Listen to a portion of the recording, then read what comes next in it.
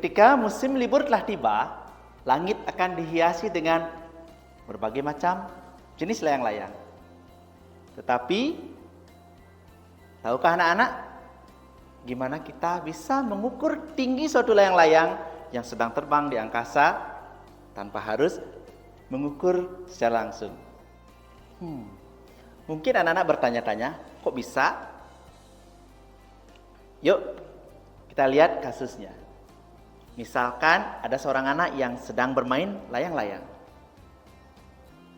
Panjang benang yang dia gunakan adalah 26 meter. Dan tinggi tangan yang memegang benang dari tanah adalah 1 meter. Selanjutnya, jarak antara titik yang tepat berada di bawah layang-layang dengan posisi anak berdiri adalah 10 meter. Maka kita bisa menentukan berapakah tinggi layang-layang tersebut dari permukaan tanah. Waduh, mungkin anak-anak, maaf ya, suaranya agak bising. Pak Guru sedang berada di jembatan. Tanpa kita sadari, di sepanjang jembatan berjejer segitiga baja. Lalu bagaimana bisa seorang kontraktor menentukan berapa panjang baja yang diperlukan untuk dipasang pada jembatan? Ini juga bisa kita hitung dengan menggunakan materi yang akan kita bahas. Materi apakah yang akan kita bahas pada pertemuan ini? Sasaran dari materi yang akan kita bahas adalah murid-murid di kelas 8 pada fase D semester ganjil. Materi yang akan kita bahas adalah teorema Pitagoras. Tujuan pembelajaran yang ingin kita capai, yang pertama, anak-anak mampu memahami bagaimana teorema Pitagoras, dan yang kedua, anak-anak kemudian mengaplikasikannya untuk menentukan panjang salah satu sisi segitiga siku-siku. Bagaimana anak-anak? Sudah siap untuk belajar? Baik, kita mulai ya. Teorema Pitagoras tidak bisa dipisahkan dari segitiga siku-siku. Pada segitiga siku-siku, sisi di depan sudut 90 disebut dengan sisi miring atau hipotenusa, merupakan sisi terpanjang dari segitiga siku-siku.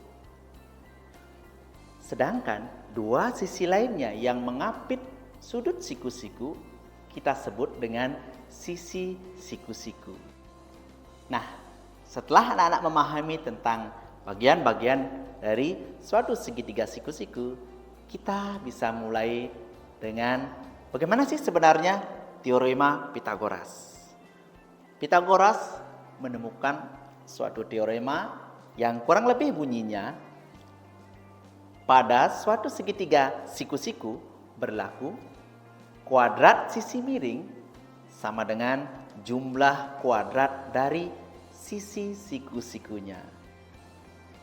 Lalu bagaimana kalau teorema Pitagoras itu kita turunkan ke dalam bahasa matematika?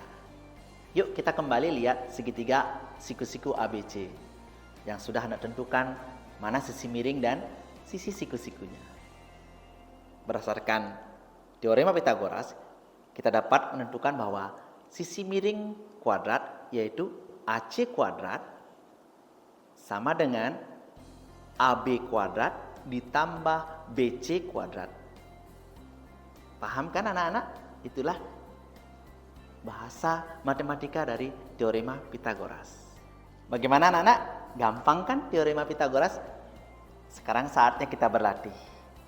Misalkan pada segitiga ABC tadi ya, panjang AB-nya adalah 3 cm dan panjang BC-nya adalah 4 cm. Lalu berapakah panjang AC? Bagaimana cara menyelesaikan anak-anak? Langkah pertama, kita turunkan dulu teorema Pitagorasnya dari segitiga ABC, yaitu AC kuadrat sebagai sisi miring sama dengan AB kuadrat ditambah BC kuadrat.